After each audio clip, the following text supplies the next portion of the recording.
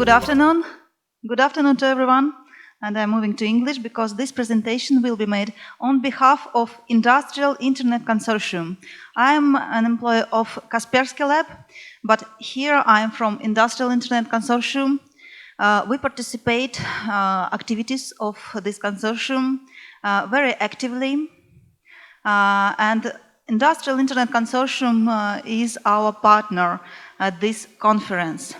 What is it? This is the world-leading organization which transforms business and society by accelerating the industrial Internet of Things, and thus it provides us with the guidelines, the white papers, the Industrial Internet Security Framework, an awesome document issued in 2016, and it was published and it is used actively by many organizations around the world.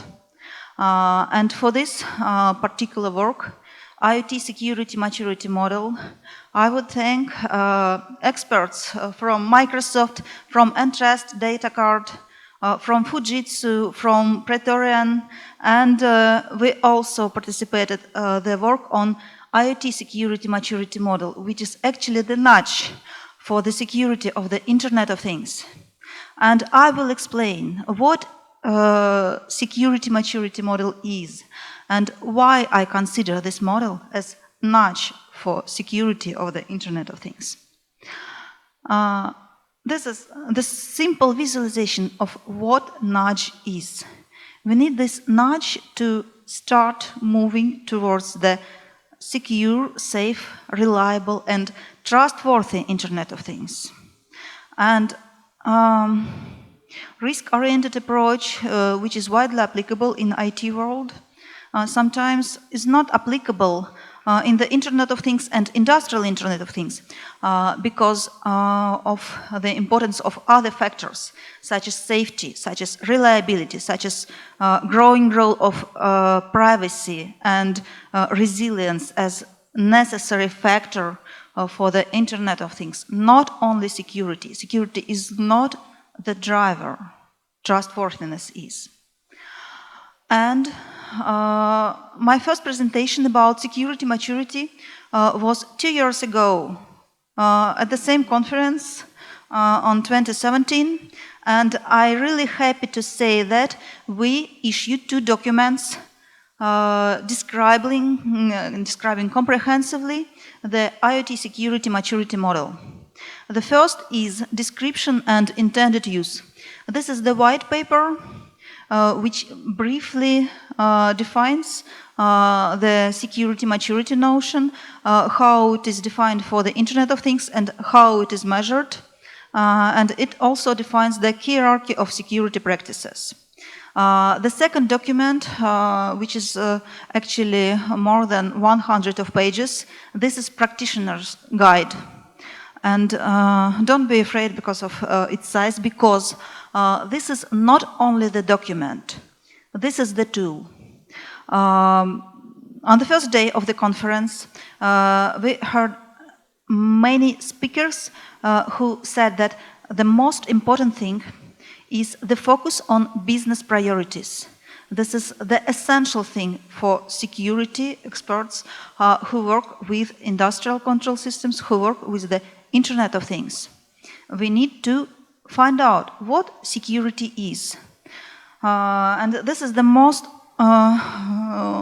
often request for us. People who come to us, they ask us, let's make our system secure. And the next question, which we actually ask, is, what does it mean for you? What are your security objectives?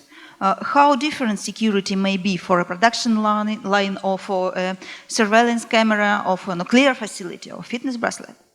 Definitely it's different.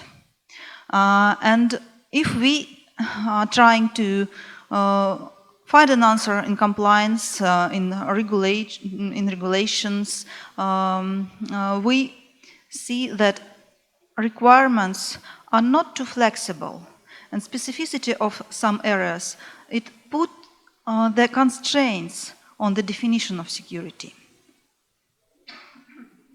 And actually, we can't guarantee for every given system that it is secure enough, but not more, because security requires some efforts, and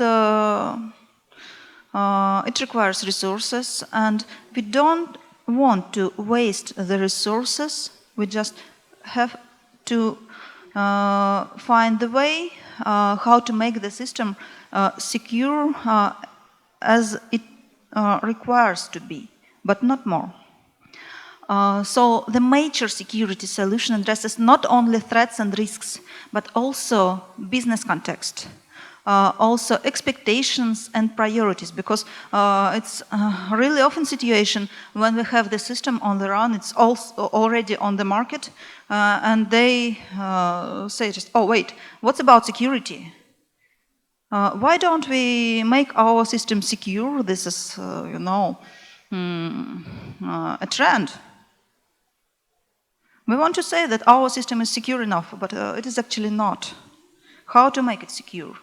When it's already implemented, not only designed, but implemented, it is already tested, and what to do with this? We also need to consider the practices which are already implemented, such as authentication, including the practices which came from third-party components.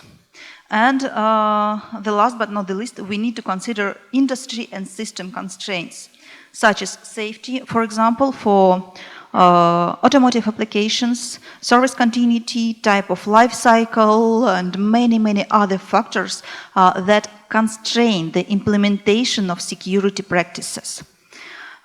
So not only threats and risks, and security maturity is a measure of understanding of current security level. Not only, oh, we have the highest security level, but also, do we need this level? Do we have enough resources to support its level? And is it actually reasonable? And sometimes it is reasonable, sometimes it's not. So we need to find a target, a security maturity target for the system, define it through the priorities, through the needs and the purpose of every given security practice.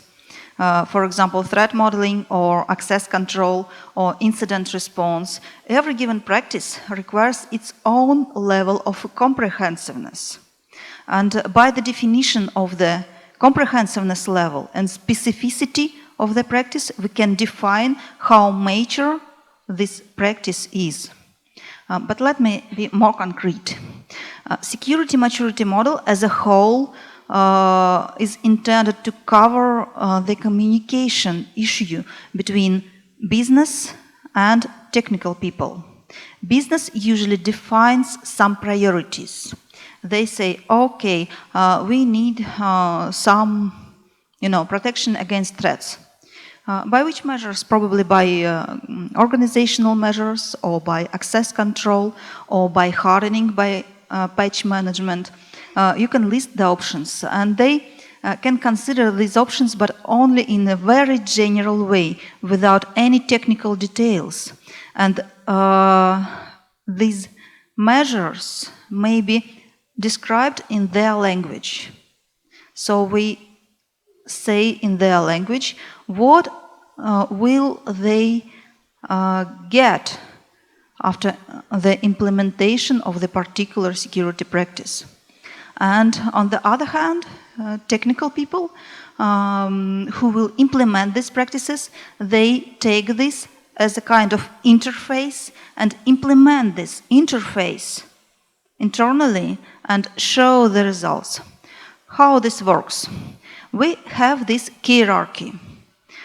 This hierarchy describes security practices. It is quite complete. Probably you don't see some measures here, such as network segmentations.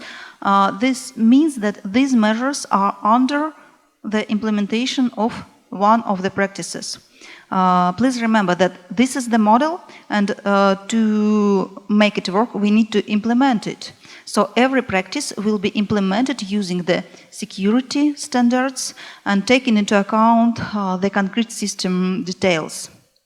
And in the very high level, we have three domains: governance, enablement, and hardening. Governance is actually about organizational measures, enablement is about security by design, and hardening about supporting system in the secure state and resilient to attacks. On the second level, we have subdomains, and on the third levels, we have concrete practices. And this may be described like following. The first level is the priority level.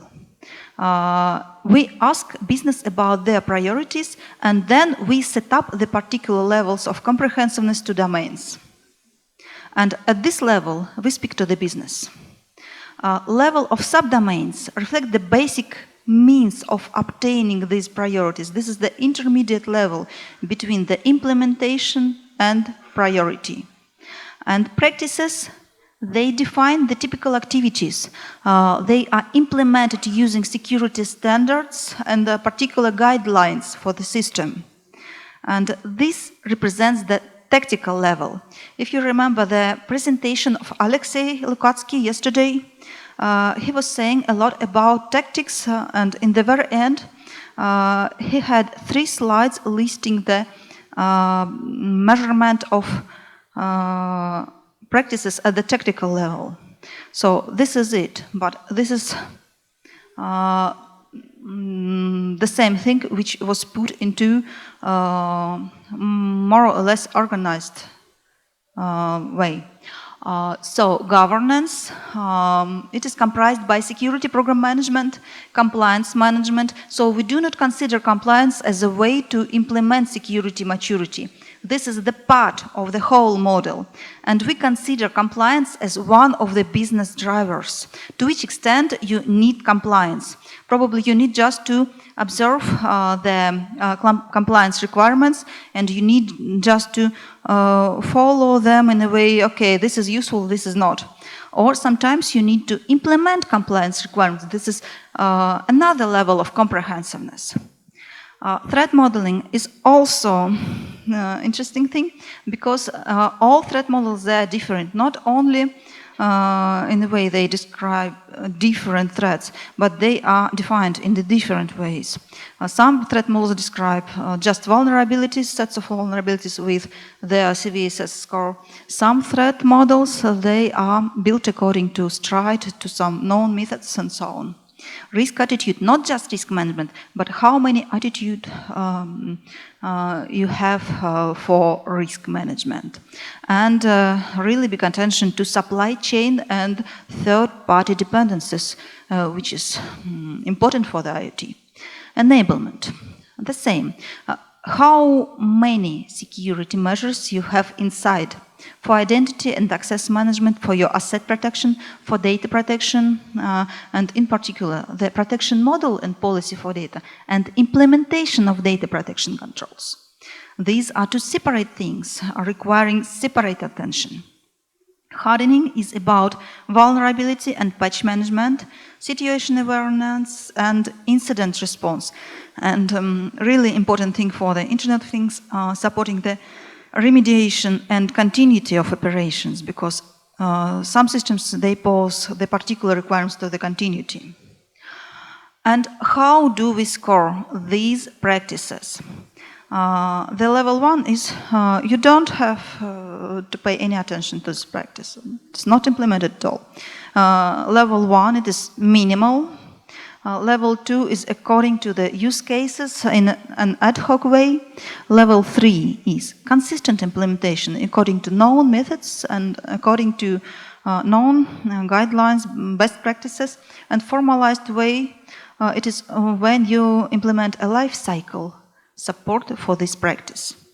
And I have another measurement for the practice, because this is not only maturity model, this is maturity model for the Internet of Things, and we need to take into account the constraints and particular requirements from the industry. Level 1 is general way. This is the way of how we do it for the IT. It's no different with IoT and IT. And level 2 is industry specific. For example, we have automotive industry, and it poses the concrete requirements on safety according to 26262 standard, and we need to consider these requirements when we are designing our system. And the implementation, for example, of access control requires checking the conformance and compliance to this safety standard. This is the constraint which is posed by the particular industry. And we have in IoT a lot of new systems and systems which emerged on the edge of different industries. So there are no constraints posed by industry, but the system itself. For example, video surveillance camera and patch management. We require that patch management must be implemented in a way that doesn't affect the continuity of surveillance process. So we do not stop the camera to install the patches.